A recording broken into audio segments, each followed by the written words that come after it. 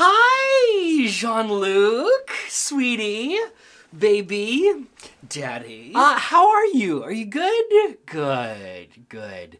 I have some concerns. I'm concerned about you. Now, don't worry, this is not an intervention, but Jean-Luc, honey, I think you're in a toxic relationship. And hey, I'm not talking about a romantic relationship. I'm not even talking about a toxic friendship. Your friends are great. I think you should spend more time with your friends, frankly. I should have done this a long time ago. Yeah, no shit. You just spent 7 years with a stick so far up your ass. It's a wonder you didn't get splinters in your goddamn nostrils. And that actually kind of brings me to my point. Jean-Luc, you're in a toxic relationship with an institution. I think Starfleet is bad for you, sweetie. And I know you love Starfleet. You are hopelessly devoted to Starfleet's guiding principles. Exploration, scientific curiosity, the betterment of humanity, helping those in need. Those are all great things to be devoted to. And there's no question that Starfleet does those things. But there's also no question that that's not all they do. Jean-Luc, I'm concerned at how much of your time is spent just kind of fighting desperately to keep Starfleet from actively fucking over your crew. Remember that time that a Starfleet scientist wanted to disassemble your friend Data without any regard for his rights as an individual, and did so by attempting to establish a legal basis for treating him, your friend Data, like chattel? And remember how you had to annoy your JAG officer ex-girlfriend to Timbuktu and back in order to get her to take Data's rights even a little bit seriously? And do you fucking remember that sham of a trial she organized, making your own first officer advocate against his crewmate under the threat of forfeiting the case, using her own short staffing issues as an excuse? And yeah, progress is never truly linear, humans will never be truly free of prejudice, and fighting against it within institutions takes work. And you are more than willing to put in that work, and that's great, that's what we love about you. But what's the first thing you did after the trial was over? You asked your piece of shit ex out for dinner. Philippa.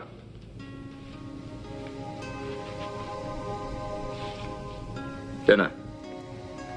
You buying? How the hell are you gonna buy her dinner, Picard? I thought we didn't have money in the Federation. Whatever. Point is, don't buy her dinner! She doesn't deserve dinner. Yeah, she ruled in your favor in the end, but that's the bare fucking minimum here. She could have taken Data's rights as an individual a lot more seriously, rather than grinning through your desperate pleas like she's watching stand-up fucking comedy.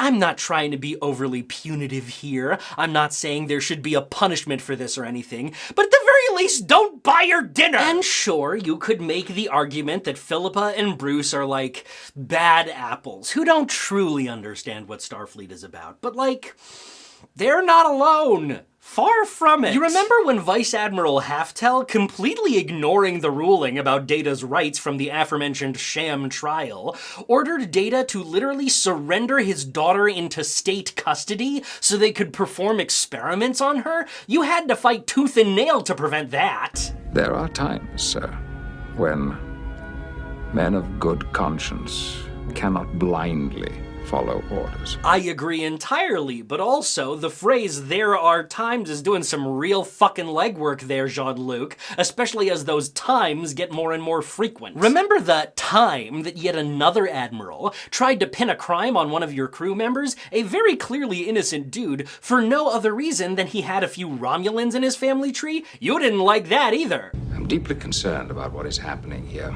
Me fucking too, Jean-Luc. Have we become so fearful? Have we become so cowardly that we must extinguish a man because he carries the blood of a current enemy? Yes, next question. We think we've come so far. Torture of heretics, burning of witches, all ancient history. I think maybe you think we've come so far, but from where I'm sitting, it's a lot harder to even begin to think that. It's I don't know, do you remember that time? Alright, I guess we're fucking going there. You remember that time that Admiral Nechayev ordered you to forcibly displace an entire literal Native American population from their rightful homes? And you were almost gonna do it, even though you felt real bad about it because you could see the very obvious historical parallels. That's like the most villain-coded thing you can do in your line of work. In space, it is considered gauche to even attempt to forcibly relocate aliens who are merely Native American coded. If you don't believe me, just ask the Resources Development Administration. Although, whatever you do, don't let Neytiri and Lieutenant Uhura be in the same room together. I'm pretty sure the universe would implode. I'm getting off track. My point is, even though you sort of wiggled your way out of that situation by swiveling hard in the other direction and just completely abandoning the planet of Native American stereotypes, leaving them at the mercy of the goddamn Cardassians, but we don't even have time to get into that,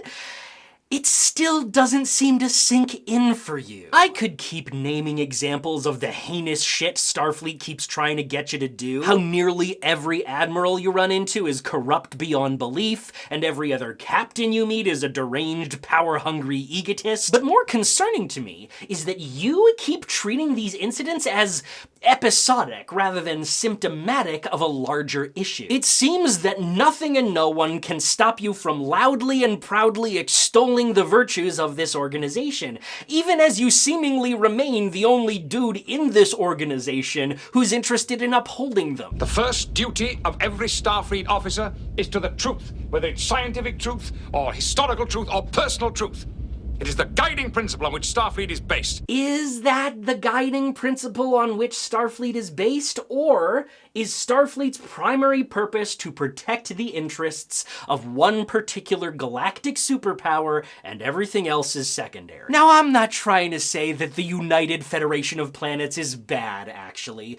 It's great here. It's a socialist goddamn utopia. There's no poverty, no money, no racism, no sexism, and I have a box on my wall that makes me cocaine brownies out of thin air whenever I ask it to. But it is still a large, powerful nation state with, like, a military and borders and law enforcement. And that comes with baggage, and that baggage is not beyond criticism just because it's dope as hell here. But that is all, like, macro-level political stuff. That is shit that I can take up with my local planetary representative in the Federation Council. For the purpose of this intervention, for the purpose of this, lighthearted chat between friends, I want to focus on what Starfleet has done to you, Jean-Luc, because, baby girl, Starfleet has ruined your life. And specifically, it has ruined your chances at any sort of long-term romantic partnership, which is a thing that I know you really, really want for yourself. It comes up constantly. And every single time, your duty as a Starfleet captain gets in the way. I could talk about Lieutenant What's-Her-Face and your sexy piano and flute duets and how sweet it was and how happy I was for you. But then your position as her captain created a conflict of interest. You did get a lot of flack for that one, but personally, I'm of the opinion that while it obviously needs to be regulated to some extent, I think it should maybe be allowed for a captain to date a crew member. Just because it's not like a boss who works in an office building. You can't go outside. You're on a spaceship, often for months or years at a time, and it sucks that you are ipso facto forbidden from romantic intimacy when, like, friendships on starships also regularly create conflicts of interest, but nobody would think of forbidding captains from friendship because that sounds fucking stupid. That shit needs to be litigated with Starfleet, but guess what? It never is. But most of all, I worry about your relationship with Beverly. Beverly is a fucking badass, a certified BAMF and a certified MILF. And I think that you and her might maybe have had something good. But you keep using your duty to Starfleet as a crutch. Just when it seems like something might happen, you just kind of whip out your duty to Starfleet and just start waving it, just flopping your flaccid duty all over the place. And so by the time that after years of going back and forth and expressing vague interest only to push her away, you finally pull your head out of your ass. Now that we know how each of us feels, perhaps we should not be afraid to explore those feelings. She reveals that she's terrified to pursue anything with you. Or perhaps we should be afraid. And then later, we find out that that terror is more than justified. After you spent a vacation together and it resulted in you guys having a secret child, which really feels like some soap opera bullshit, but it's fine, we're just rolling with it. She kept trying to tell you that she was pregnant, but you were too busy with freaking Starfleet. I struggled over telling you. I wanted him to know you, but then refugees from Kalara 5, angry about Romulan relocation, kidnapped you and held you for 9 days. And that is when I knew it would be like that forever. And you never thought, if you had told me, it all might have been different. Jean-Luc, when the galaxy comes calling for you, you are not put upon by it. You love it. Don't tell me you would have walked away. And yeah, Jean-Luc, you can pontificate until the cows come home about how she never gave you the chance. And I'm not trying to defend Beverly keeping your son's existence from you for 20 years. That is some gnarly ass shit that I have never come close to having to deal with and which I do not feel qualified to judge one way or the other. But all the same, you never turned down an opportunity to prove her right. Even after Starfleet personally fucked you over on a galactic scale, basically forcing you to resign after you objected to them pulling out of a rescue operation that would have saved millions of innocent lives, you still wouldn't let go of that delusional Starfleet idealism. 15 years later, you went on live TV and said this. Tell us, Admiral. Why did you really quit Starfleet?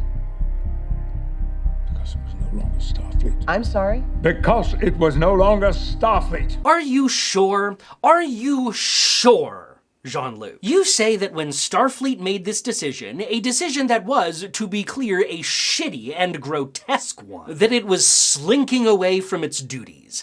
But as far as I can tell, the people who actually lead Starfleet fundamentally disagree with you on what those duties are. Perhaps Starfleet was no longer Starfleet, or perhaps this was the moment that the mask slipped, and Starfleet finally showed its true colors. Rescuing the Romulan refugees was an operation that aligned with the stated goals of Starfleet.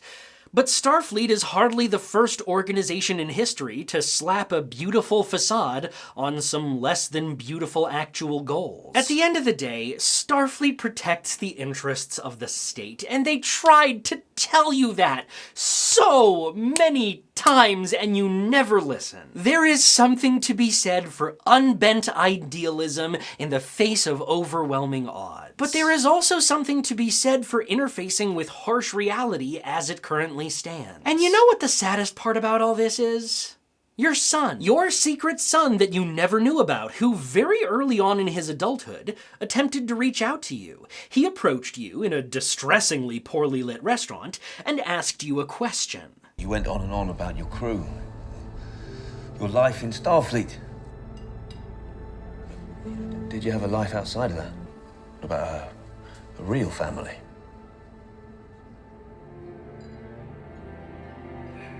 Young man, Starfleet has been the only family I have ever needed. Fucking yeesh, that's an incredibly sad statement in and of itself. But the worst thing about it is that even after your happy reunion, after you've defeated the changelings and the Borg and brought Data back from the dead and distributed happy endings all around, where does your son end up? Right back in Starfleet. Back on a Starfleet ship, doing Starfleet things, doomed to keep fighting with shitty Starfleet admirals from now until the end of time. You didn't break the circle, Jean-Luc. You just passed it on to the next generation.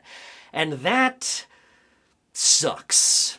Anyway, I do realize that is a rather sour note to end on. This was a bit of a stone-cold bummer, and I am sorry about that, but you know, I actually got a dash, Jean-Luc, so, you know, just ponder what I said, and I'm gonna go and replicate some socialist cocaine brownies. And honestly, I'm so fucking excited. It's gonna be so fucking dope. It's gonna be like Pon Far at the Vulcan nightclub up in here. So, you know, fucking die young and be impoverished, bitch. Engage my balls and make it so on my fucking dick.